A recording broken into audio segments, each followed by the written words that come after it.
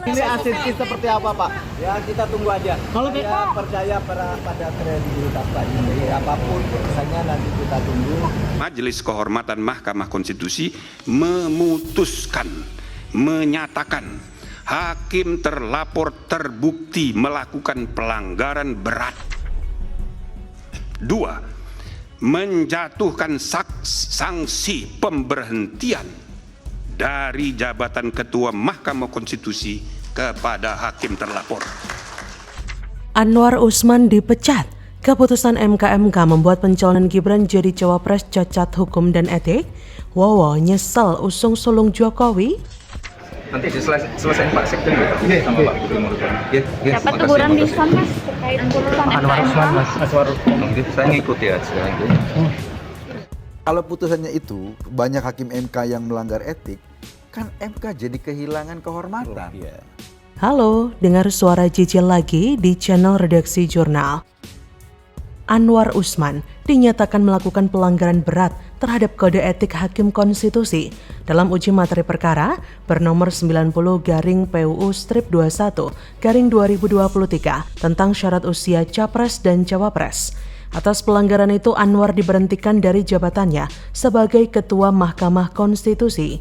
Putusan ini diketuk oleh Ketua Majelis Kehormatan Mahkamah Konstitusi atau MKMK, Jimli Asidiki, dalam sidang pembacaan putusan etik Selasa 7 November.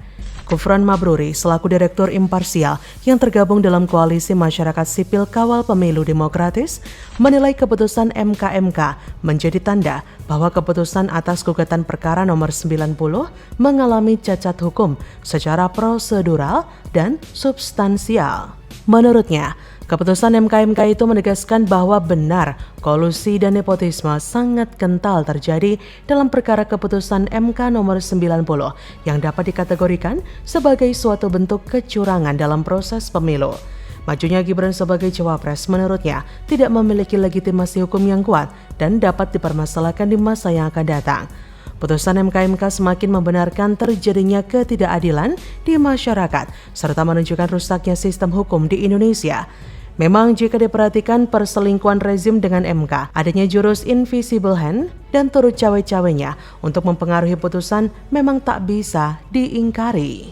Dan sangkaan tersebut sulit untuk diingkari. Ada geliat konfigurasi politik yang masih menunjukkan hasrat Gibran untuk bersanding dengan Prabowo, bukan pepesan kosong. Putusan ini dianggap memberikan peluang atau karpet merah bagi Gibran sehingga tidak ada lagi jalan yang menghalanginya untuk masuk dalam radar cawapres.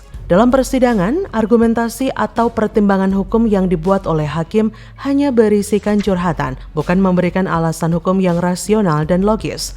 Hakim juga tidak memberikan sebuah argumentasi hukum yang kuat terkait alasan mengapa putusan tersebut diambil MK, yang akhirnya menimbulkan kontroversi. Keputusan ini sebetulnya masih bisa dibatalkan karena Ketua MK memiliki hubungan ikatan kekeluargaan dengan Presiden, di mana hal tersebut dapat diproses dan dikenai sanksi secara pidana dan administrasi sesuai dengan perintah Undang-Undang Kekuasaan dan Kehakiman. Sayangnya tak segampang itu. Kita berharap hakim MK tunduk dan patuh terhadap perintah undang-undang. Faktanya malah diabaikan. Ini adalah sebuah bentuk pelanggaran terhadap konstitusi yang dibuat MK sendiri yang seharusnya menjadi garda terdepan dalam penegakan hukum. Sebenarnya bukan hanya MK yang keliru, tapi juga KPU. KPU seharusnya melakukan perubahan peraturan Komisi Pemilihan Umum sesuai dengan keputusan MK terkait syarat batas usia Capres-Cawapres. Alih-alih mengubah PKPU, pihaknya justru tetap menerima pendaftaran pasangan Prabowo Gibran. Jadi, keputusan tersebut yang menjadikan Gibran sebagai cawapres atas dasar putusan MK sangat berdampak bagi tatanan demokrasi di Indonesia. Pertaruhan terhadap eksistensi dan marwah MK sebagai lembaga penegak hukum yang harus memerankan diri sebagai lembaga yang independen dan imparsial akan dipertanyakan, di mana hal ini dapat mempengaruhi tingkat kepercayaan terhadap MK. Jangan-jangan MK sudah masuk angin, malah jadi tim sukses. Ini kan berbahaya sekali. Orang tidak lagi percaya terhadap lembaga kekuasaan yudikatif MK yang sejak awal ketika pembentukan spiritnya adalah untuk menegakkan konstitusi. Tapi faktanya dia tidak mampu memerankan lembaganya secara baik. Dan menurut saya, ini momentum melakukan evaluasi secara menyeluruh apakah eksistensi MK masih kita butuhkan atau harus ada solusi. Maka dari itu, Yang terpenting hari ini rakyat harus mulai jeli dalam mengeksplor para kandidat pemimpin mereka karena banyak manipulasi dan fakta yang sudah mulai dipelintir. Maka tugas kita sebagai pemilih adalah teliti dalam menyekrining pemimpin agar tidak menerima kotak zong di kemudian hari. Bagaimana menurut Anda?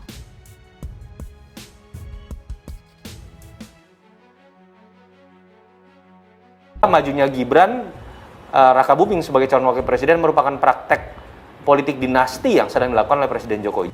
Rakyat, Gibran tak pantas jadi cawapres. Survei Carta Politika, elektabilitas Prabowo justru turun parah pasca gandeng Gibran karena langgar konstitusi.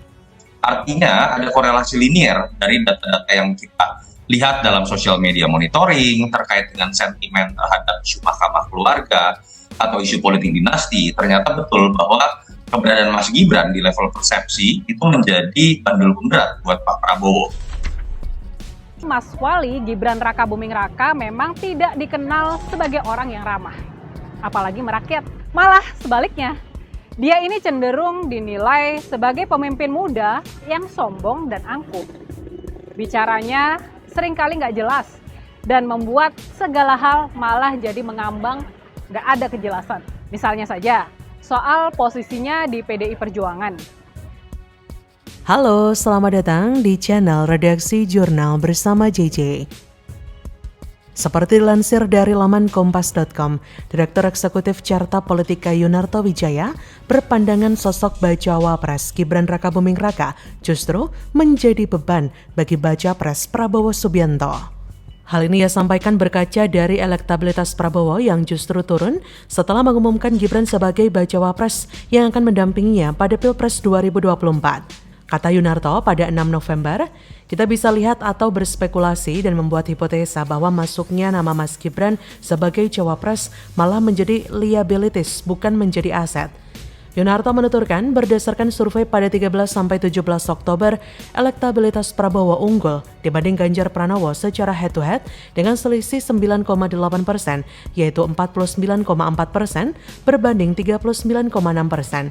Namun, elektabilitas Prabowo justru turun menjadi 44,4% berdasarkan survei periode 26-31 Oktober, usai Gibran diumumkan sebagai cawapresnya. Dalam periode yang sama, elektabilitas Ganjar yang sudah menggandeng Mahfud sebagai cawapresnya justru mengalami peningkatan menjadi 40,8%. Selisih elektabilitas antara Prabowo dan Ganjar berdasar survei terbaru pun menipis menjadi hanya 3,6%. Kata Yunarto, meskipun Mas Gibran dengan PD mengatakan tenang Pak Prabowo saya ada di sini, tapi ternyata kalau kita baca secara elektoral malah secara statistik, secara kuantitatif malah menjadi beban untuk Pak Prabowo. Yunarto melanjutkan, posisi Gibran sebagai bacawa pres juga mengurangi segmen pendukung Anies yang akan memberikan suaranya kepada Prabowo. Ia berkata, pemilih Mas Anies yang tadinya mayoritas memilih Pak Prabowo mulai ragu. Sebagian ke Mas Ganjar tidak banyak, tapi lebih banyak lagi ke undecided voters. Menurut Yunarto, hal ini tidak mengagetkan karena pemilih Anies adalah kelompok yang bisa disebut anti atau berseberangan dengan sosok Presiden Jokowi. Oleh sebab itu, mereka cenderung enggan memilih Gibran yang merupakan putra sulung Jokowi. Yunarto berkata, mereka mungkin masih memaafkan Pak Prabowo menjadi menteri. Pak Prabowo di-endorse Pak Jokowi. Tapi ketika menggandeng anaknya kena dengan isu politik dinasti dan lain-lain, itu kemudian kalau kita lihat di sini potensi bahkan sudah menjadi beban elektoral untuk Pak Prabowo. Dalam survei terbarunya, Carta Politika juga melakukan simulasi 3 pasangan calon yang telah mendaftar ke KPU. Hasilnya Ganjar, Mahfud paling banyak dipilih responden dengan elektabilitas sebesar 36,8%. Prabowo Gibran berada di urutan kedua 34,7%. Terakhir, elektabilitas pasangan Anies Caimin 24,3%. Survei Carta Politika juga menunjukkan hampir separuh responden atau 48,9% responden menganggap bahwasannya Wali Kota Solo Gibran Raka Buming Raka tidak pantas untuk menjadi calon wakil presiden di Pilpres 2024. Yunarto menuturkan, dari mereka yang menganggap Gibran tak pantas menjadi cawapres, mayoritas atau 55,4% diantaranya menilai Gibran masih terlalu muda dan belum terlalu punya pengalaman menjadi pejabat publik. Seperti diketahui, Gibran baru menjabat sebagai wali kota Solo selama kurang dari 3 tahun sebelum memutuskan maju sebagai cawapres mendampingi Prabowo. Menurut Yunarto, hal itu berbeda dengan yang dialami oleh Presiden Jokowi, sang ayah Gibran. Sebelum maju pada Pilpres 2014, Jokowi sudah mempunyai pengalaman hampir 2 periode untuk memimpin Solo dan pernah menjadi gubernur Jakarta. Yunarto melanjutkan, ada 26,7% responden yang merasa Gibran tidak pantas karena bagian dari praktik politik dinasti. Ada 12,4% yang menganggap Gibran tak pantas jadi cawapres karena dianggap ambisius dan tidak punya loyalitas terhadap partai politik, sedangkan 2,3% responden tidak tahu atau tidak menjawab. Kemudian 12,4% dengan bahasa yang lebih negatif lagi tonnya bahwa majunya Gibran sebagai cawapres merupakan bentuk nyata penyalahgunaan kekuasaan oleh Presiden Jokowi. Adapun survei ini dilaksanakan 26 sampai 31 Oktober dengan melakukan wawancara kepada 2.400 orang. Dari 38 provinsi se-Indonesia, survei ini memiliki margin of error lebih kurang 2,0%. Jadi, bagaimana menurut Anda?